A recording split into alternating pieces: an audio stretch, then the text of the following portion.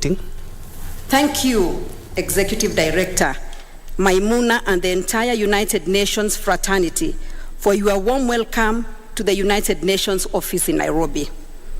I am honored to host the inaugural First Lady Roundtable, a forum to share, discuss, and agree on various approaches that will raise the profile of sustainable urban development through the voice and agency of women. The theme of today's roundtable is Women Shaping Cities and Communities, a topic that recognizes the role of women as enablers of our cities and communities to thrive as a whole. The story of Beatrice and Rose are an example of what resilience and belief in moving forward despite whatever circumstances you are in is important, and the fact that no one else can do it for you but yourself. Think of how the story of Beatrice would be if the city had her in mind. We would have wider streets because she's thinking of what it takes to hold at a minimum 2 children on each side of her as they walk home from school. The city would have paved roads that she and her family can walk on or riding with the kids, especially on weekends as they unwind as family. Beatrice is a teacher in one of the informal settlements in Nairobi, and the children in her class have no playground. How about a walk in the park and for the learners to play at the swings and run around in green open spaces? That kind of space and activities reminds me of my growing up days. Growing up in Kakamega County, we shared the one broken bike with my siblings on the rural roads. We would have the time of our lives as we went rolling at high speed down the valley, many times with no brakes. The feeling of joy and freedom was priceless. Ladies and gentlemen, such cities are possible if we commit to be inclusive and sustainable. Vienna City is an example we can learn from as we think of how our cities and communities can be more sustainable, especially with women in mind.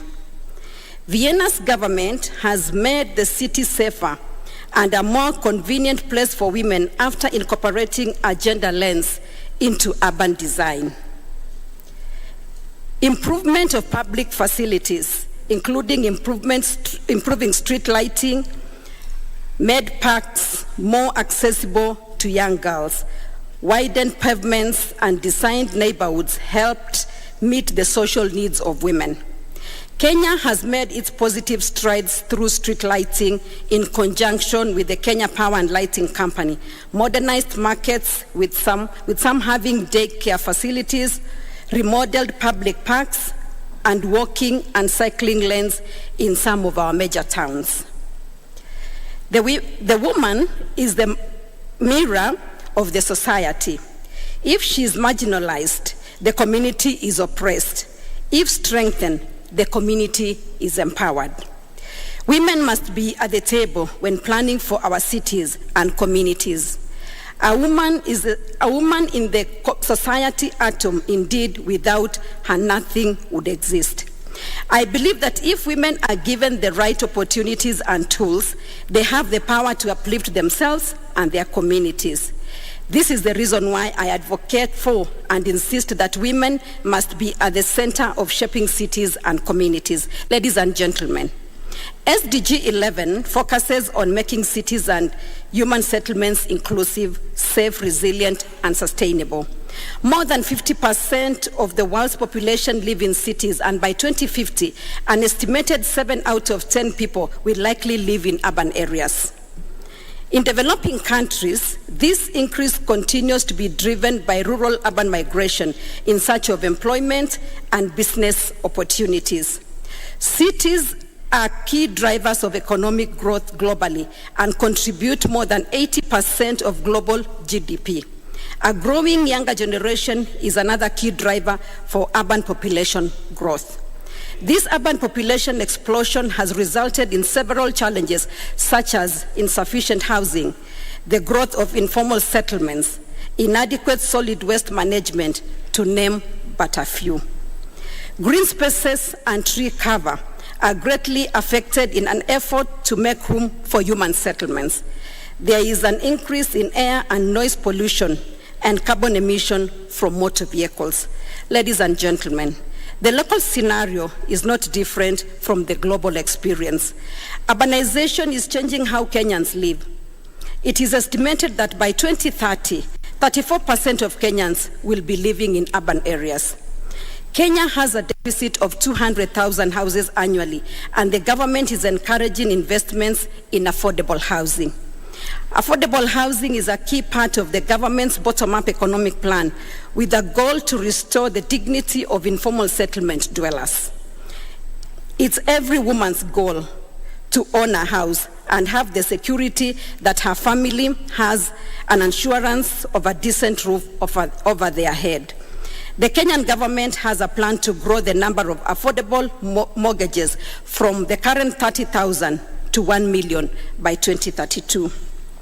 Devolution, for instance, in Kenya has seen urban migration diluted from the capital city to county headquarters by creating opportunities for employment and investment. Government investment in affordable and sustainable transport systems, the upgrade of transport infrastructure are key for better management of urban areas. Mama Doing Good has launched several programs to positively shape our cities and communities. I shall delve deeper into the thematic areas during the roundtable discussion. I'm confident that the outcomes from today's dialogue shall go a long way in supporting and attaining SDG 11, which is about sustainable cities and communities, and through SDG 5, which is equality. We shall amplify the voice of our women through involving them in the pursuit of inclusive, safe, resilient, and sustainable communities. With those few remarks, I wish to officially launch the First Lady Roundtable and look forward to our engagement towards enhancing sustainability of our cities and communities. Thank you very much for your kind attention, and may God bless you.